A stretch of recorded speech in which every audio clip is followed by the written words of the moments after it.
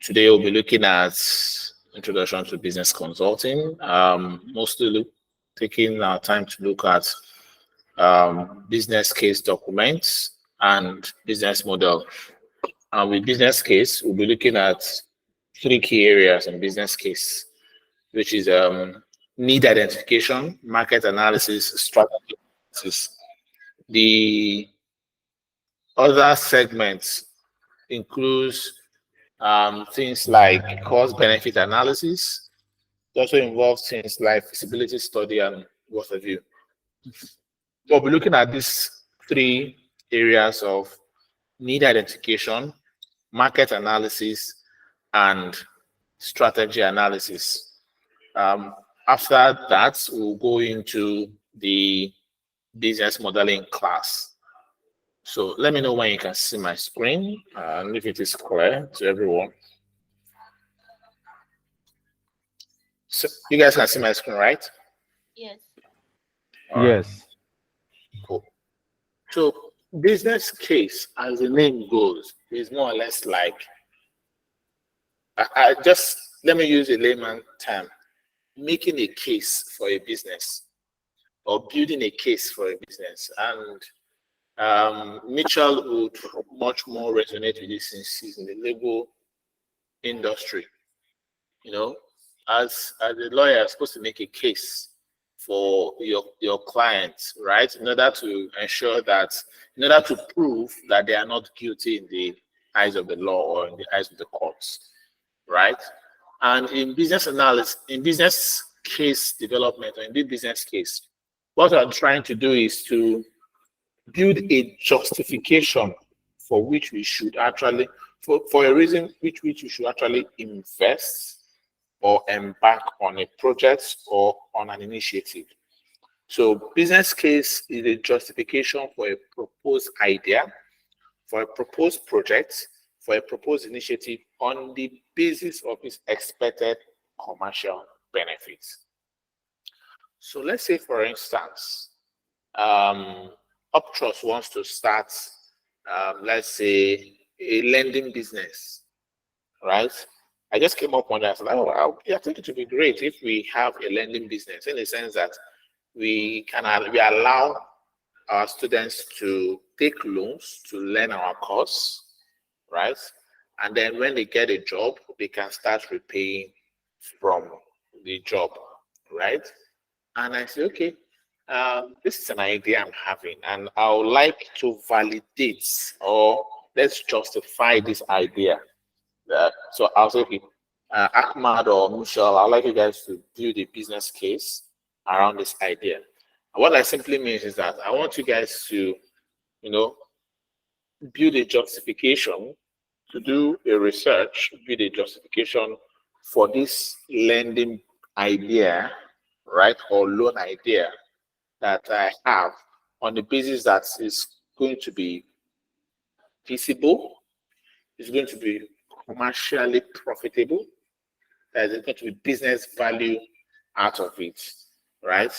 And also it's going to impact, or should I say, improve our customer satisfaction, right? Business cases help to set out the goals and the objectives of an initiative, which everyone in the project, even when we start the project, most times we fall back to the initiative, to the objectives and goals of that particular idea.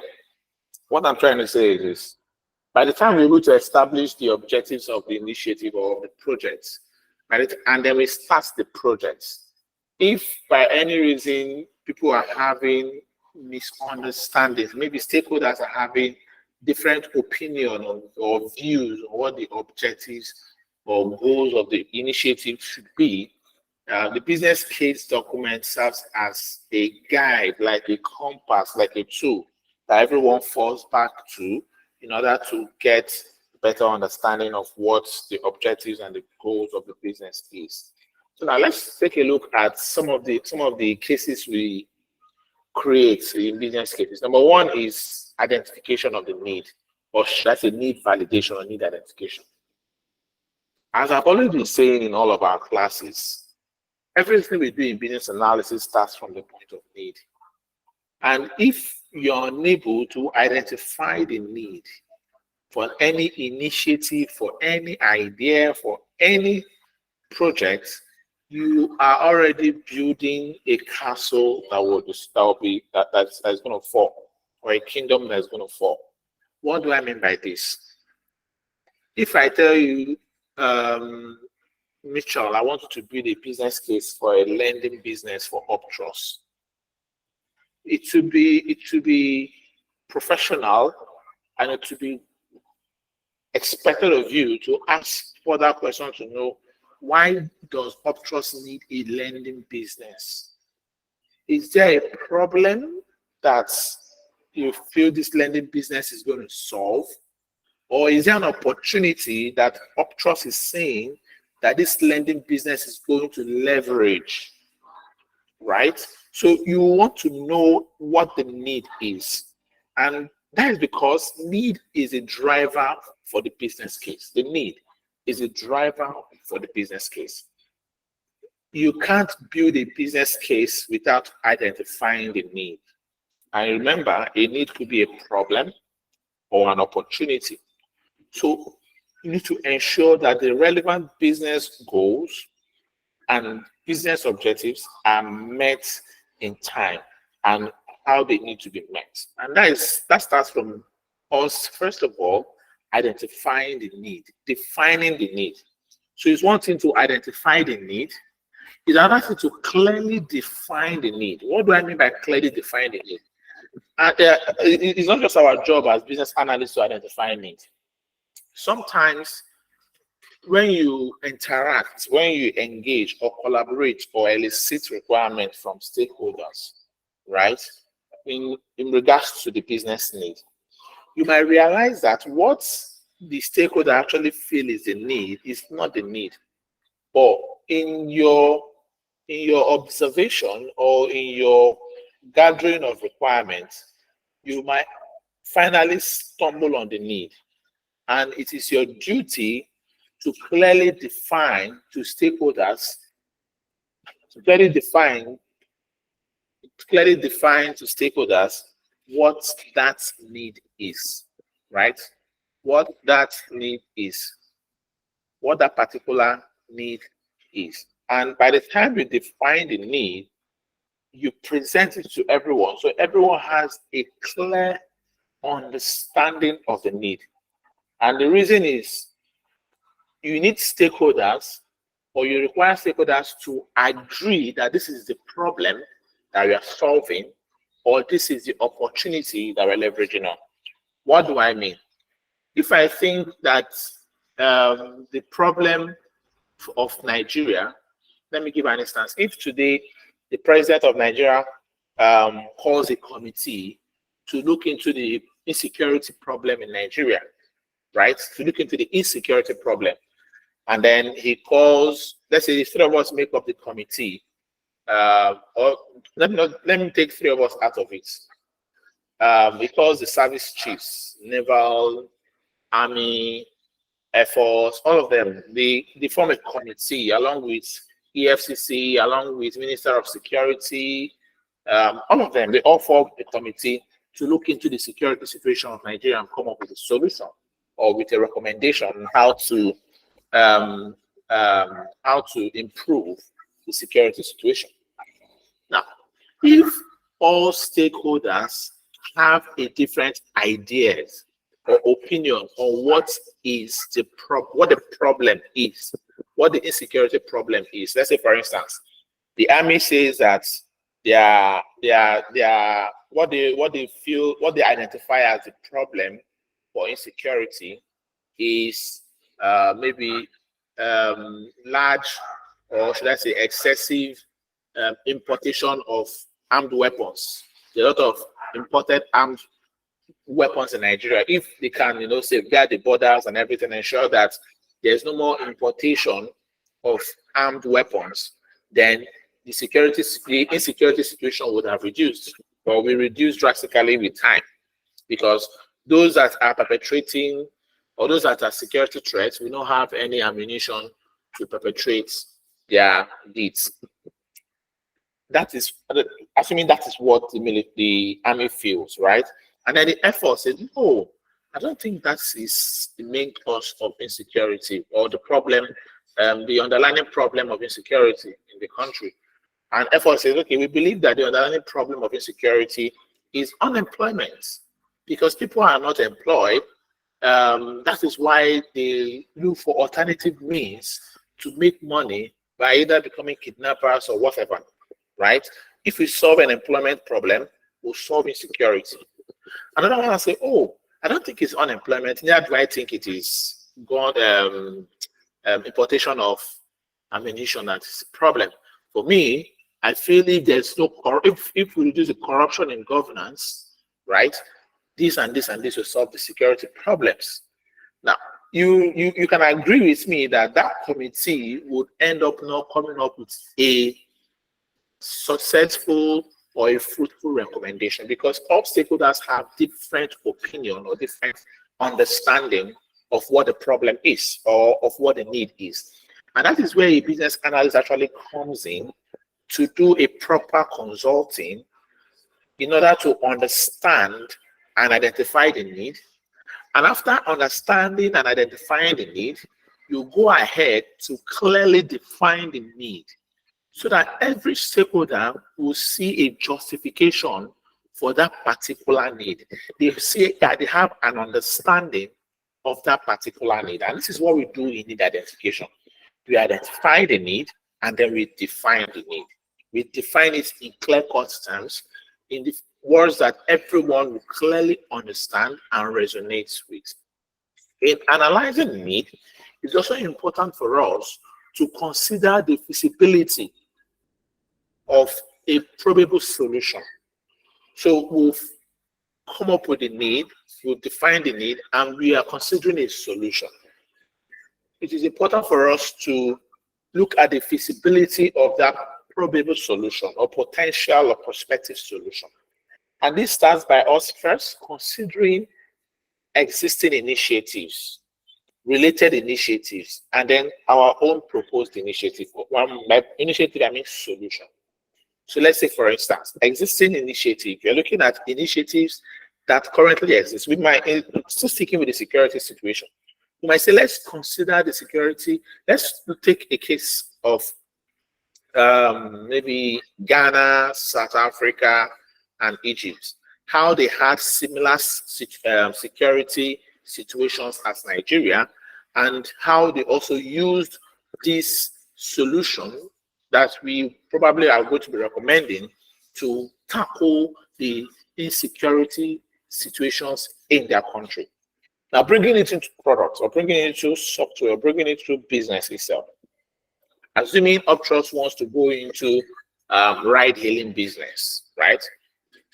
We want to go into the ride-hailing business, and we want to look at the feasibility of a ride-hailing business.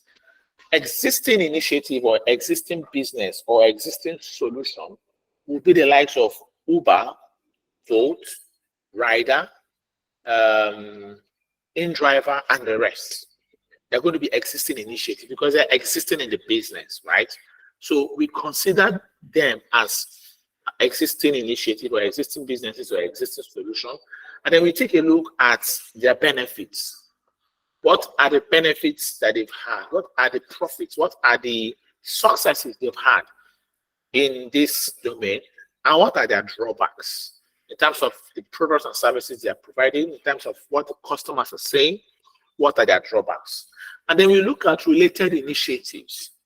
Related initiatives are like substitutes, kind of. Good example is yellow taxi. Yellow taxis are related initiatives to ride hailing, in the sense that if internet services are down in Nigeria and you can't go online to order a ride, you can actually go to the taxi park to hail a ride, or to book a ride, or to get a cab that will convey you to your destination. So related initiative or related services or related businesses or related solutions are the yellow taxis, right? And we also consider their benefits, and we also consider their drawbacks. And then finally, we look at our proposed solution, our proposed business, our idea, right? We look at the benefits and also the drawbacks of our related initiative. By the time we'll be able to do all these things, we would have been able to come up with a much more clear need that is properly identified and clearly defined for stakeholders to understand. We'll go to the next section, which is market analysis. I don't know if you have any question related to need identification. Does anyone have any question, or is clear to us? It's clear. It's clear. Okay, thank you. So in market analysis, what we are doing at this stage is basically, people will call it the pure research, right? The pure research work, in the sense that we are trying to identify how to better position our business to be competitive and serve our customers better, or serve our customers well. Now, in market analysis, we are looking at the markets. Basically, we are trying to consider the market. And when we are looking at the markets, there are three key things we consider in the markets, right? Number one is the customer. Number two is the competition or competitors in the market. And number three is the forces that play in that market or in that industry. So when we are developing a market analysis, or when we are doing a market analysis research or market analysis work, it's important for us to be able to consider these three verticals, because they're very, very, very, very important for us, right? So we need to understand who the customer is. We need to be able to understand who are the competitors in the market, and we need to be able to understand what are the various forces that are present or that are dominant in the market. So let's take each and every one of them one after the other, starting with customer segmentation.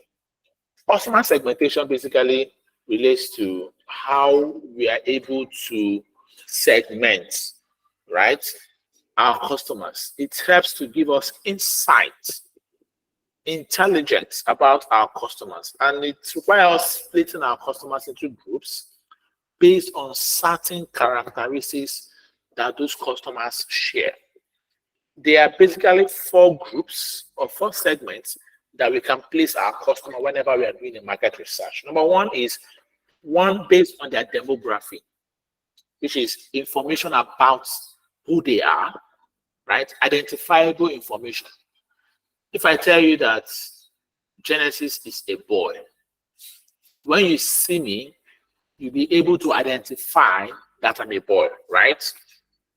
But if I tell you that Genesis is a girl, and when you see me and you realize that I'm a boy, in your mind, you won't be able to identify me as a girl, but as a boy. So demography helps us to understand who the customer is. Who is our customer? Is our customer a male or female? What is the age of our customer? What is the income level of our customer? So we'll discuss all of that in detail going forward. Then we have the psychographic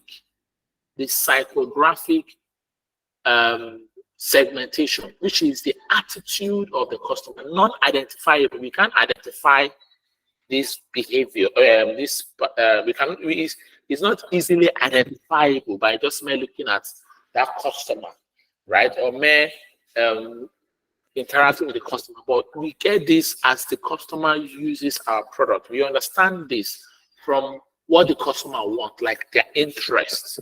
And then we have the geographic that helps us to understand where our customers are located. Where can we find our customers? Which is what the geographic segmentation helps us to understand. And then we have the behavioral segmentation, which helps us to understand the behavior of our customers. If our customers are found in this scenario, how would they possibly behave? If our customers if our customers buy a product from us that is substandard, how would they react? How would they behave? So that you're looking at the reaction, the behavior of our customers. So let's take each and every one of these one after the other, starting with demographic. Demographic looks at the identifiable non-character traits, right? We are not looking at the character of the customer. We're only looking at what we can identify the customer with clearly. Number one is the age, right? If we are doing a market analysis and we are trying to understand our customers, we should understand what are the age group of our customer. A good example is LinkedIn. You can't tell me that LinkedIn wants to do a market analysis and LinkedIn is considering the age group of, let's say, 8 to 13 years old, or 8 to 14 or 16 years old. No. Rather, the age consideration or age segmentation that LinkedIn will be looking at will be probably 18, 19 upwards. Same thing with most of these kids shows. I don't know if you guys have heard of Cocomelon, right? They are into producing kids or infant or children nursery rhymes, videos that children can listen to. Children within the age of 6 months to about 5 years and listen to and get excited about. So they won't be looking at customer segmentation of the age of 55 or 35 or 40 something. So it is very important for us that whenever we are doing a market analysis, that we look and understand the age range or the age bracket of our potential customers. Then we look at their gender as well, because there are some products or services that are gender biased, in the sense that there are some products that men would wear that women would not want to wear. A good example, I doubt if any lady will go to the shop or supermarket or anywhere and buy a male singlet, right? Neither will any guy go to a supermarket and buy a female singlet. And I doubt if any guy will go to the boutique or supermarket and buy a skirt to wear, right? So it's important for us to understand the gender for our products. This doesn't mean that they are not products that male and female can use. Most of these IT products, that's the tech products, male and females basically use them. So we need to ensure, and that is why if we see the likes of Apple, Samsung, and the rest, whenever they are manufacturing a phone, they come up with different colors for that particular phone. And you realize that if at any time they launch, it will be very rare for you to see a lady buying a phone that is black colored. It is very rare. Ladies that use black colored mobile phones are in the lower numbers compared to guys. It's very rare for you to see a guy buying a phone that is peach colored or pink colored, right? So gender, ethnicity, income, religion, these are the demographic information we try to understand or acquire or compile with respect to our customers. And then we have the psychographic. Psychographic helps us to define the customer by understanding what their personality is. What is the personality of our customer? What is their value? What does customer consider as value? Some people have trust as their life's value or as their core value. And when they buy and when they patronize you or buy our products and services, they want to, they want to put trust in our products. And if they're using our product and for any reason we break the trust or we disappoint them in the quality of service or that we have to deliver to them, they will feel betrayed or they will have distrust towards our products, right?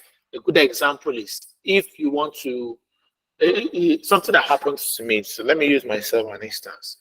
When Jumia actually came out, right? I think in 2010, 11, or it's 2014, if I'm not wrong, if my memory is right. But I know that when Jumia came out, I was very skeptical about using Jumia services. Reason because For you to use Jumia, I needed to put in your card details online so that you can pay online on Jumia. Before they started doing this pay or delivery and doing transfers, then banks were not so heavy on transfers, right?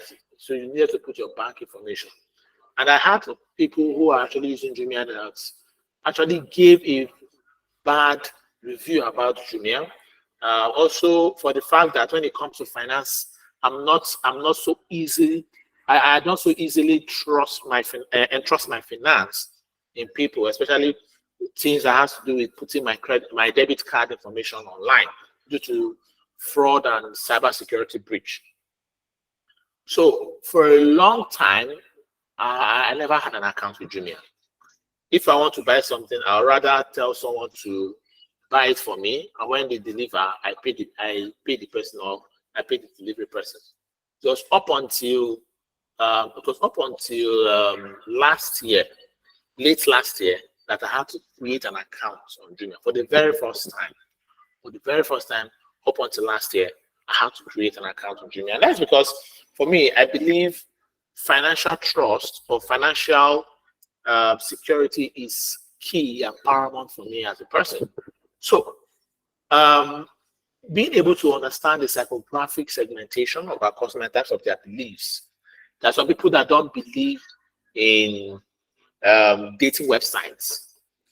So, if you are building a dating app, right, or a dating product, we shouldn't be targeting such people, right? For instance, if we are building a dating app, we won't be targeting a country like Afghanistan to push our marketing, because their belief is not in line with online dating, right? So we need to understand your customer belief. You need to understand their life goals, their values, their hobbies, their lifestyle, their personality, right?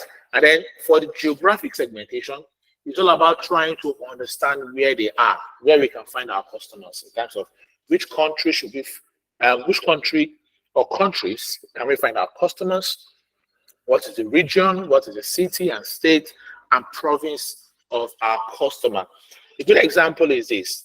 If you want to, still sticking with the ride-hailing business for Uptrust, if you want to consider if you want to consider 3 states in Nigeria that we should launch our products, can you give me an example of the 3 states that will possibly launch a ride-hailing business and it will kick up very well in Nigeria? And anyone? Lagos, number 1. Okay. Port Harcourt. Okay. Abuja, yeah. Okay. How about you, Mitchell? Oh, I said Abuja. Can you hear me? Yeah, I hear you now. Oh, okay. I was wondering if my mic. Okay. What did you say?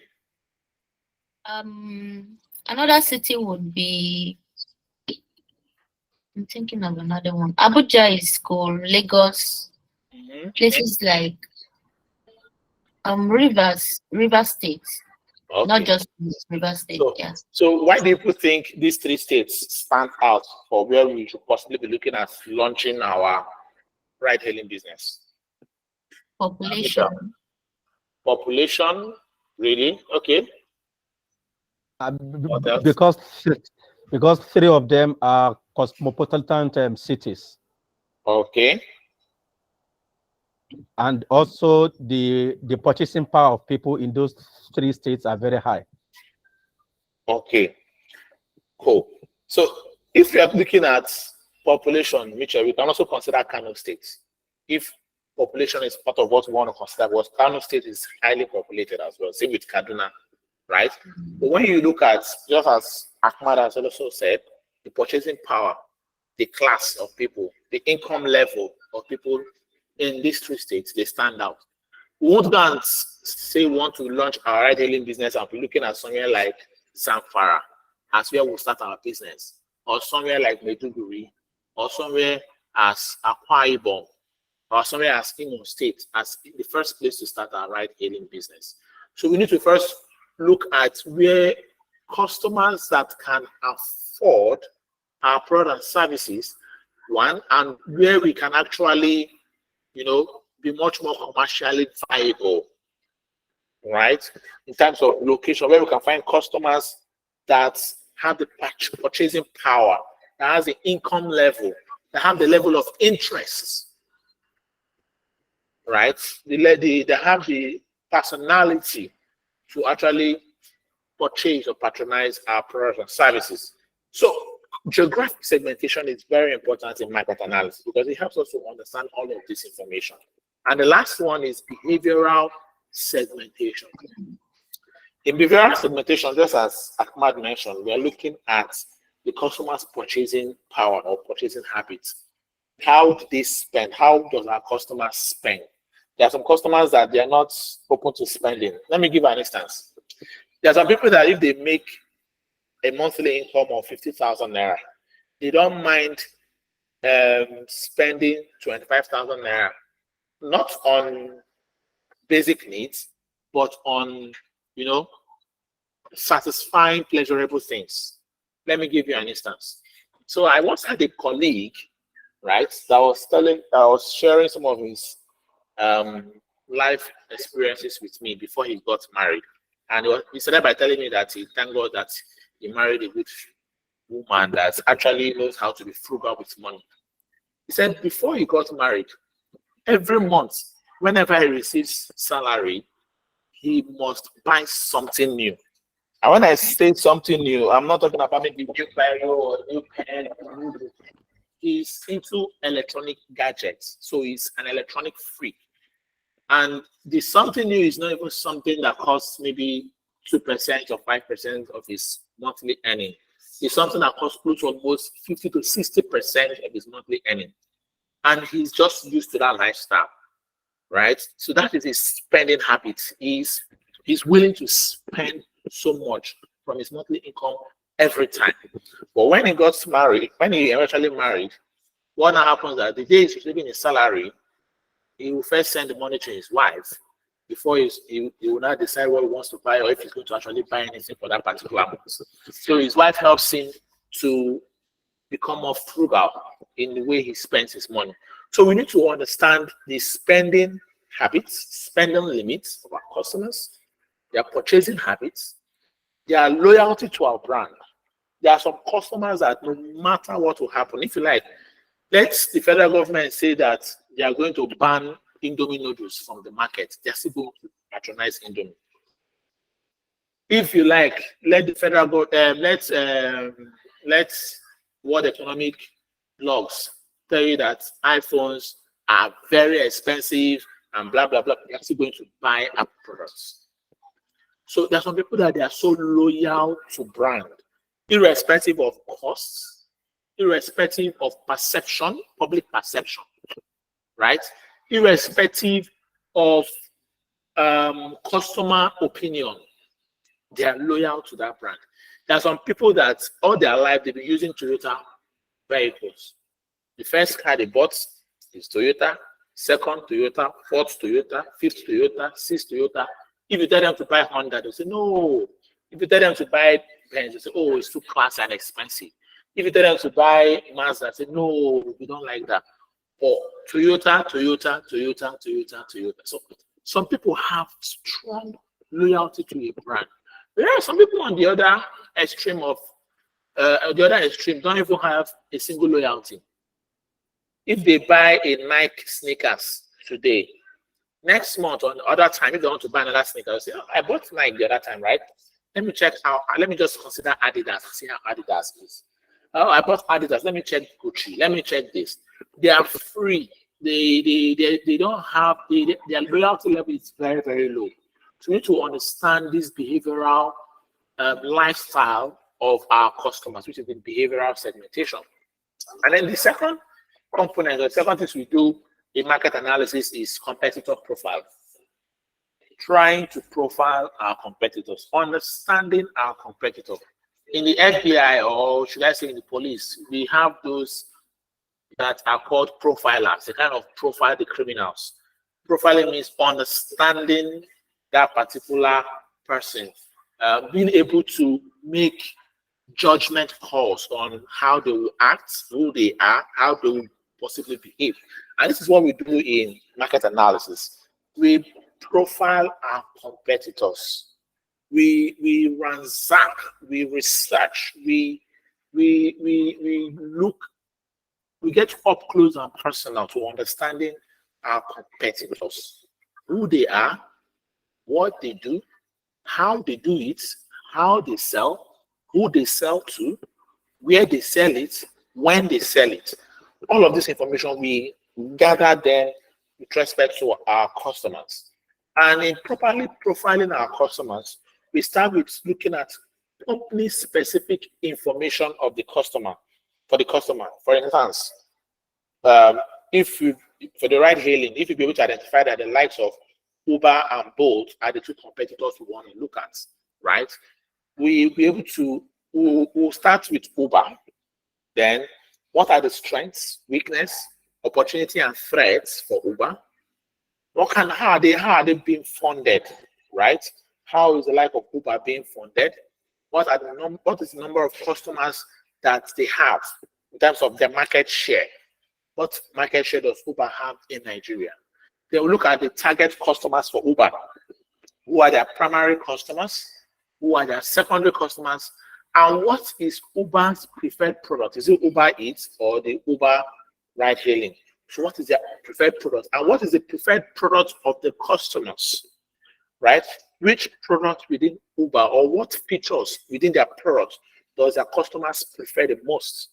Then we look at their product, the competitors' products, in terms of what are the features of their products, what are the strengths and weaknesses of their products, what is the pricing of their products, how is their product priced. So I will tell you that when you check a trip on Uber and it is, maybe if it is a 10-kilometer trip and you're seeing 5,000 or something, if you should go to Bolt, you will see less than maybe 4,002. So how is their pricing mechanism, right? And what are the reviews, like what people are saying, what their customers or users are saying about their products? And then the last aspect in profiling our customers, we look at the positioning. What is a unique selling point of Uber or for Uber? And what is the winning strategy that Uber is using, right, in their marketing, in engaging their customer? And then the last one is then we look at the Porter's 5 forces. Porter's 5 forces, as I mentioned in the introductory, helps us to understand the market forces of the market, forces within the market, in the sense that we want to know if we are to enter this market or if other competitors want to come into this market, what are the threats of new entrants, right? What are the bargaining power of buyers? Is it a market that is heavily driven by the bargaining power of buyers? A good example, if DSTV decides that they want to increase their subscription plans across all verticals, premium, compact plus, compact, access, and the rest. If they decide they want to increase their subscription plans by 20%, if they end up making that increment and they experience a 90% decrease in purchase over 6 months period, I bet you DSTV is going to bring the price back to the former amount or fee that it is, because the buyers are the ones that are determining the market in that instance. They are the one determining if we should patronize you or not. Another one is bargaining power of suppliers. Is it a market or an industry that is heavily controlled by suppliers? What do I mean? If, for instance, we have fiber technology or fiber telecommunication today. If the fiber telecommunication industries have suppliers overseas, right? If those overseas suppliers decide to either increase the cost of supply or withdraw their supply partnership with these fiber technologies in Nigeria, what would happen to that market? Is it that the market is going to collapse? Is it that the market is going to plummet? Or is it that the market is going to become more profitable? The industry becomes more profitable. So you need to be able to understand if this is a market that is heavily driven by supplier power. I also need to understand the threats of substitute products. Are there substitute products in this industry, in this market?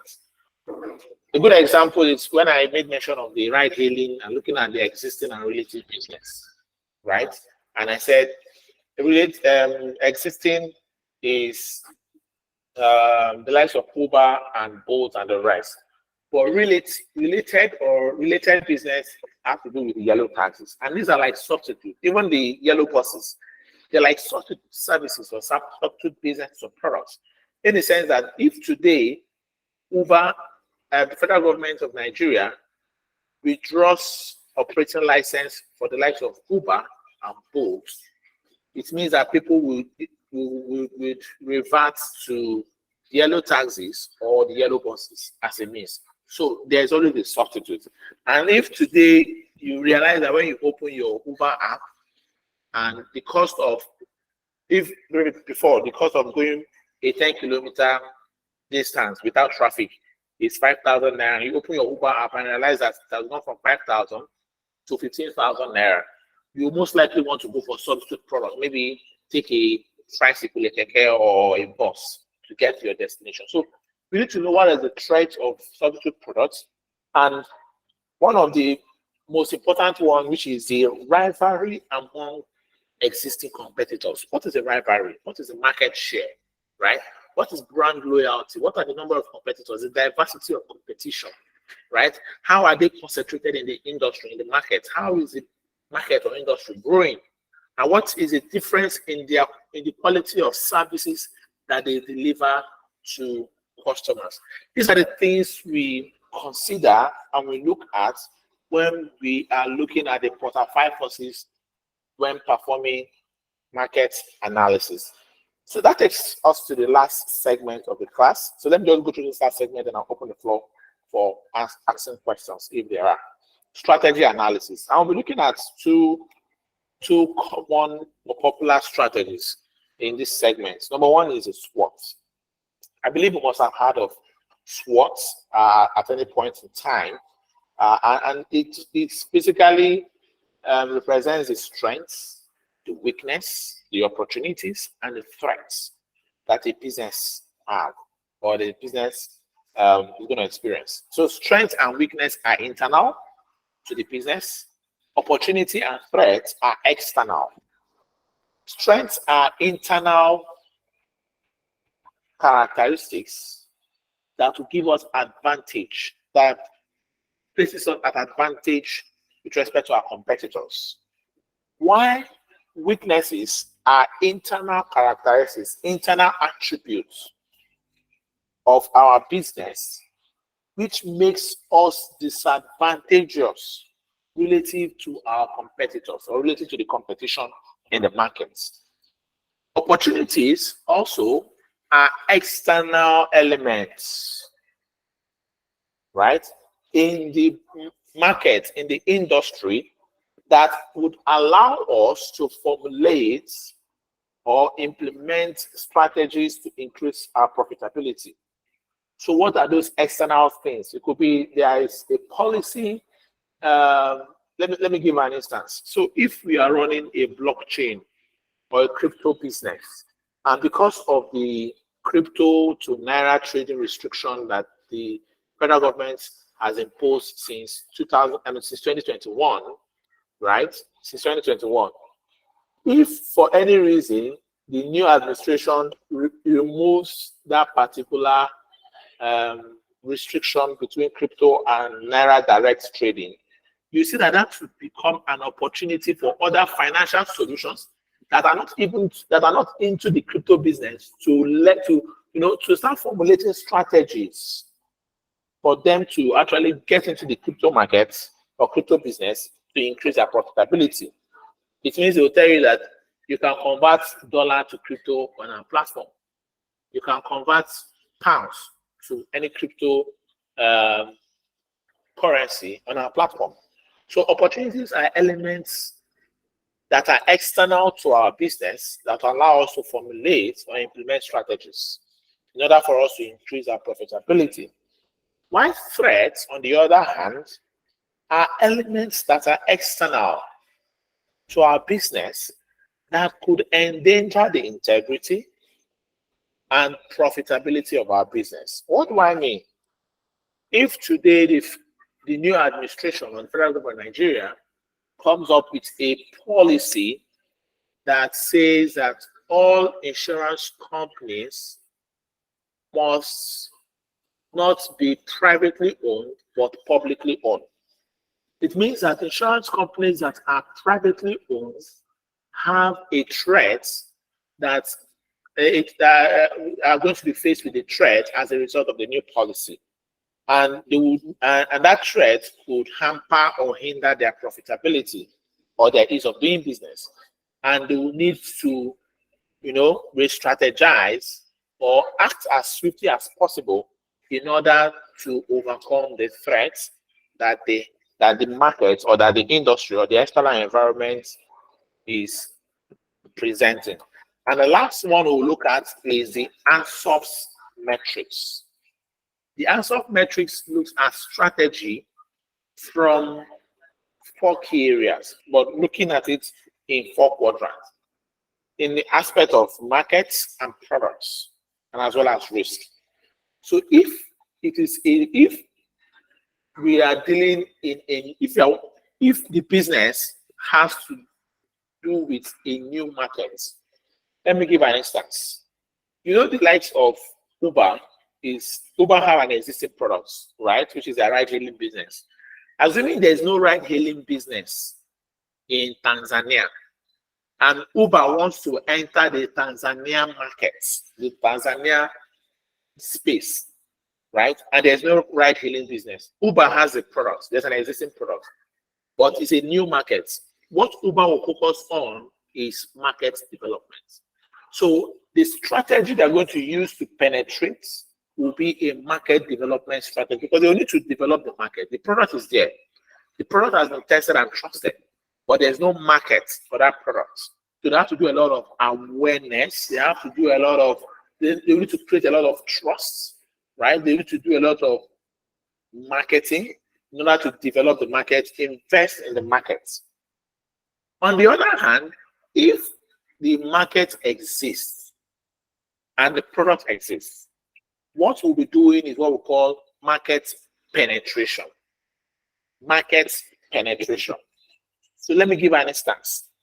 At the moment, there is no Lyft in Nigeria. Lyft is another ride-hailing business, and it's mostly dominant in America and Europe. I think in Asia as well, if I'm not wrong. Assuming tomorrow, Lyft wants to become operational in Nigeria.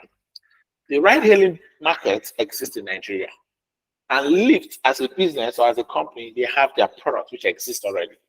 What they're going to do is to consider strategies that will help them to penetrate the market. So they'll be a lot more focused in market penetration and not market development. And on the other hand, if the market exists, like Uptrust today, there's the ride-hailing business, and we want to start. There's a ride-hailing market, right? I want to start the we want to build a ride-hailing product so that we can compete with the likes of Uber and Bolt. For us that have a new product in an existing market, what we are going to do is what we call product development. So we are going to focus our attention, our energies, channel our energies into product development to ensure that we reach a product market fit. And then the last one is if the product is new and the market is new, then we are doing a lot of experimentation, or should I say diversification, to ensure that we're able to get a product for that particular new market. And anyone that is playing in this diversification space is doing what we call um, disruption or innovation or invention. So those that are creative, inventive, or innovative, they are those that play in this strategy or space of diversification because there is no market for this, there is no product for this, and they're trying to build a market and also build a product for this. So that brings us to the end of the section on business cases. I don't know if you have any question before we move ahead to business modeling.